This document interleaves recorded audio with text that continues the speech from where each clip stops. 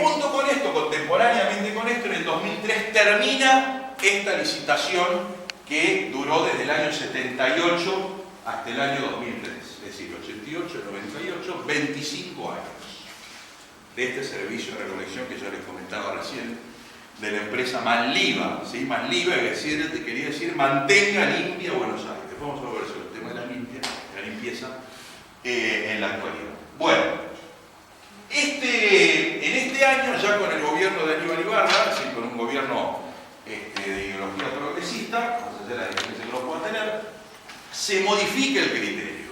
Y este es un tema clave para entender el surgimiento de la ley basura cero. Se le deja de pagar a las empresas recolectoras de residuos por tonelada, ¿sí? Y se les empieza a pagar por área limpia. Esto quiere decir que se les da un canon por la prestación de un servicio, donde el Estado, junto con los vecinos, inspecciona si el área que les toca limpiar está limpia o no. Entonces había una ecuación por el cual, a través de la cantidad de quejas que se recibían, se le aplicaba una reducción del pago del canon del servicio a la empresa recolectora. ¿Se entiende? ¿O fue muy compleja la explicación? Bien. ¿Qué produjo esto? Que al dejarle de pagar por tonelada y empezar a pagarle por área limpia, ya para la empresa era conveniente que estuvieran los cartoneros. ¿Sí? Porque antes, si me pagan por tonelada, yo no quiero que nadie me saque la basura. Pero si ahora me pagan porque el lugar esté limpio, cuanto más gente saque basura, mejor. Porque entonces voy a tener que gastar menos en recolectar menos. ¿Se entiende? Con esta disposición se generó un cambio en el modelo de gestión de la recolección de residuos. Un cambio mucho más profundo del que nos imaginábamos en ese momento que iba a producirse. Que fue que las empresas recolectoras estuvieran aliadas con los cartoneros. ¿Sí? Es decir, dejaran de ser un estímulo para la persecución de los cartoneros. ¿Se entiende? Además, otra cosa que fue importante es que esta empresa, en los 25 años anteriores, no participó participó del proceso licitatorio, pero no ganó ninguna de las áreas que se licitaron. Con lo cual hubo un cambio de cultura también en las empresas nuevas que aparecen. Otro elemento importante fue que en el 2004 se sanciona la Ley Nacional de Gestión Integral de Residuos, definiendo pautas para todos los estados provinciales de cómo debía hacerse la gestión integral, con muchos criterios que nosotros, como promotores de basura cero, estamos de acuerdo, totalmente. Y por último, la cuestión de la crisis de los rellenos sanitarios. Ustedes saben que nosotros en la Ciudad de Buenos Aires, a partir del año 78 también, se inicia la disposición final en relleno sanitario. ¿Tá? El primer relleno sanitario fue el de Villa Domínico y Bancalari, que empieza a tener su crisis en el año 1985, por ahí. Ya era época democrática, recién empezábamos, se colmata el relleno, ¿sí? se cubre. Todos saben lo que es un relleno sanitario, ¿no? Dicho simplemente, es una especie de pozo donde uno va metiendo basura y finalmente se tapa. Más o menos precauciones sanitarias según el país, el lugar, etc. Pero básicamente es eso. Bueno, se llenó el pozo. ¿Está? Claro, este fue el primer momento en que se empezó a buscar otro lugar donde hacer el pozo y nadie quería. ¿Sí? Nadie quería recibir el pozo en su municipio. Entonces, ¿cuál fue la idea genial que se les ocurrió? Empezar a juntar basura para arriba. Es decir, en vez de hacer un pozo, arriba del pozo ese hacer una montaña. ¿Sí? Entonces, arriba del pozo ese se empezó a hacer una montaña. ¿Qué pasó? Obviamente la lixiviación enterrada, que la lixiviación en altura, tiene otros efectos y otras consecuencias y otra visibilidad. Los vecinos de Quilmes y Villa Domínico, de Quilmes y Avellaneda, que son, Avellaneda es el municipio donde está Villa Domínico, Quilmes es el municipio vecino, empezaron a protestar por esto. Porque empezaron a aparecer lixiviados en las veredas, empezó a detectarse que alguna napa estaba contaminada, bueno, algunas enfermedades vinculadas a la contaminación por el relleno, y eso empezó a generar una protesta y una preocupación, porque había otro relleno también, que es el que todavía estamos usando, que queda en el municipio de San Martín, que dice, bueno, si los rellenos se llenan, ¿qué pasa? Y Villa Domínico fue la primera experiencia de lo que pasa cuando un relleno se llena.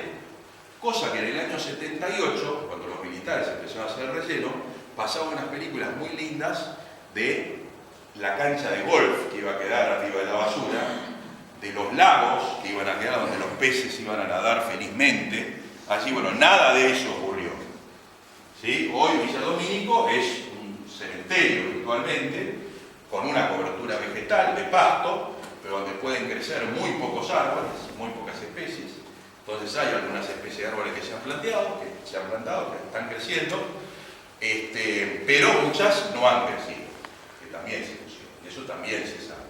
¿Sí? Entonces empezó a haber una preocupación en la sociedad porteña por qué pasaba si el relleno sanitario se llenaba. En el año 2004 la justicia determinó que ya acá, donde se estaba haciendo la montaña de basura, no se podía hacer más montaña. Tuvo que haber un fallo de la justicia para que se cerrara. Y en el 2004 se cerró. Y a partir de ese momento dejó de entrar basura. ¿Qué pasó entonces?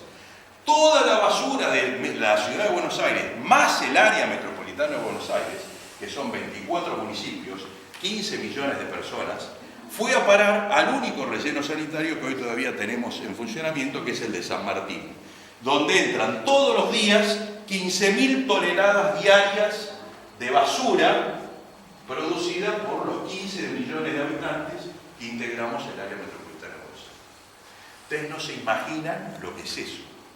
Hoy le preguntaba a Richard en San Diego cuántos rellenos sanitarios tenían. Ellos tienen 3, ¿no? 3 landfill, 3 landfill, ¿no? For 3 million people. ¿Ok?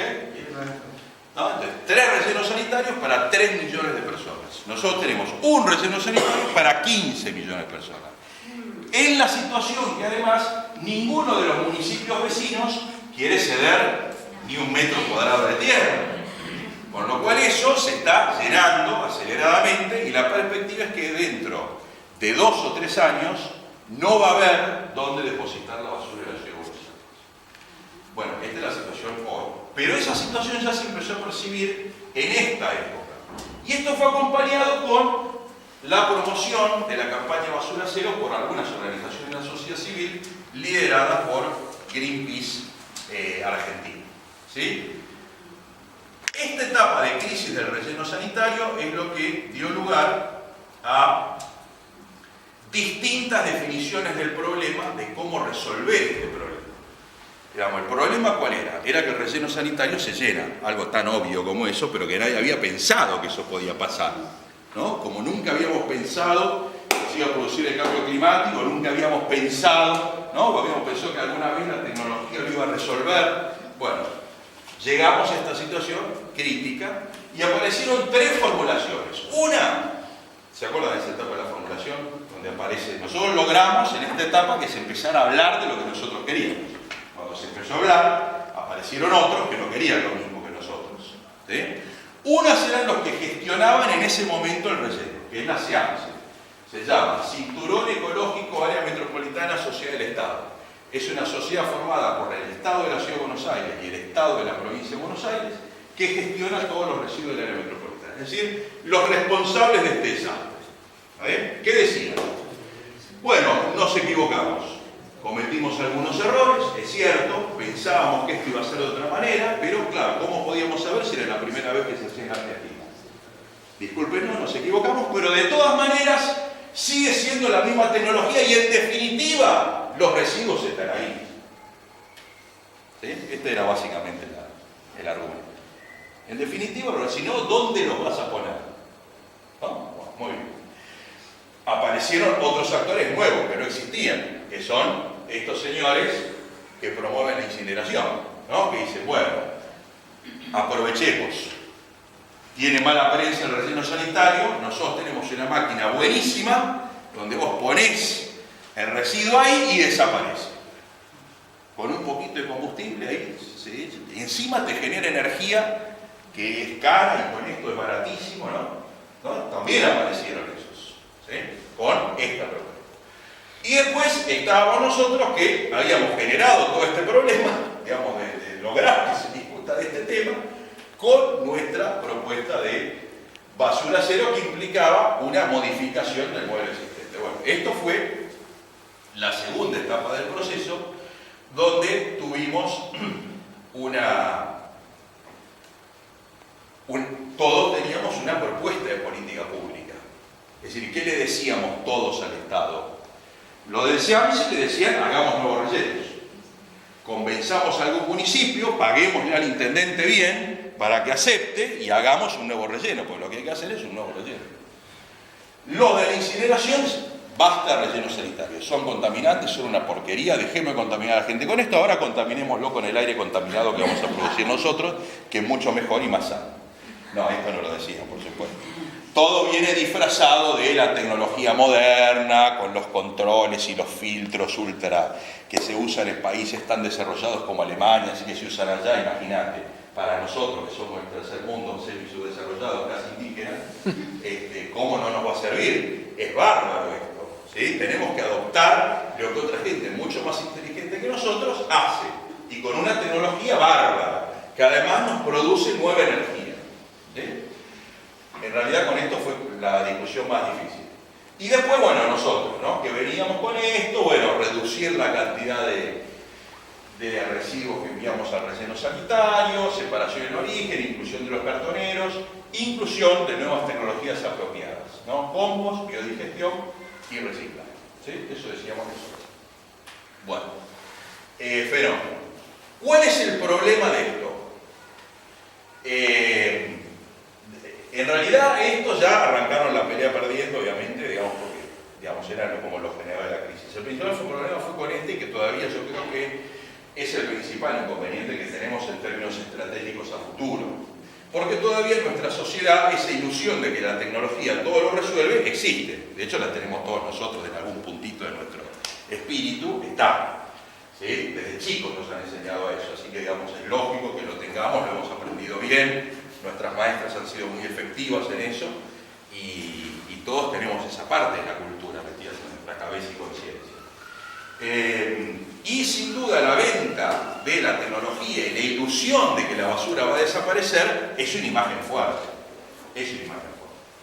Por tanto, ahí es donde está el mayor trabajo, ¿no? En entender que la tecnología no resuelve los problemas que generamos las personas, que lo que lo promueve, lo que lo resuelve es el cambio de nuestros hábitos, el cambio de nuestras conductas, el cambio de nuestras conciencias. Eso lo resuelve, no la tecnología. ¿Sí? Y ahí, bueno, podríamos pensar cuánto se ha hablado de que se va a potabilizar el agua de los océanos para resolver el problema del agua potable, o cuánto se está hablando de, no sé, que echar unos cohetes a la atmósfera para eliminar las partículas de dióxido de carbono y entonces de esa manera, cuántas fantasías se tejen y se arman simplemente para seguir sosteniendo un estado de cosas. ¿Ah? Entonces ahí, digamos, como recomendación yo le diría piensen más en cómo criticar a la incineración que en cómo criticar al relleno sanitario, porque acá también van a estar en la crisis del relleno sanitario en algún momento, porque como todo pozo se llena, ¿no? Y ahí es donde surge el problema. ¿Quién quiere hacer el otro pozo? Bueno, logramos la discusión y, digamos, ganar en los medios, todo eso, y se logra sancionar la ley en el año 2005. Curiosamente es una ley que se sancionó por unanimidad, a pesar de la tremenda discusión social que tuvo, porque nosotros recurrimos a una metodología extremadamente participativa para construir la ley. ¿Sí? Porque interpretamos que cuanta más participación hubiera, mejor se iban a sostener nuestros argumentos. Y a ver, más gente que los es decir, hipótesis total, no teníamos ninguna encuesta, nada que certificara eso, fue una idea. Pero se verificó así, efectivamente. Entre las organizaciones de la sociedad civil, los cartoneros, las universidades,